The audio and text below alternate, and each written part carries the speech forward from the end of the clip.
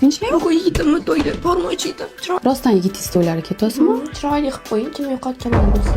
Ularni oyisi viloyatli qizlarni olib bermas ekan. Qanaqa bolaga ergitishni xohlardingiz? Meni hurmat qiladigan, ota-onasini hurmat qiladigan asnoviy. Agar sizni taqdiringiz shunaqa yaxshi inson bilan bo'lsa, ichmaydigan, chakmaydigan, sizni hurmat qiladigan inson bilan bo'lsa-da, lekin bu yaxshi ko'rgan yigitingiz unaqa odam bo'lmasa-chi? Aslida har bitta qizni qilgan duosi, niyati aslida ijobat bo'lgan bo'ladi-da, lekin bu qanaqa yo'l bilan kelishini biz boshida bilmaymiz-da. Shu insonni sizni hayotingizdan chiqarib tashlab, sizga yaxshirog'ini Alloh tayinlab qo'ygan bo'lsa-chi? Hali to'yingiz bo'lmasidan xiyonat qilgan, urgan deyapsiz. Tasavvur qilyapsizmi? Bu qanchalik og'ir narsa. Ertaga turmushga chiqqaningizdan keyin hozir u yigit qiz bo'lib yurganingiz uchun bilinmagan. Bu narsa juda ham qattiq tegadi.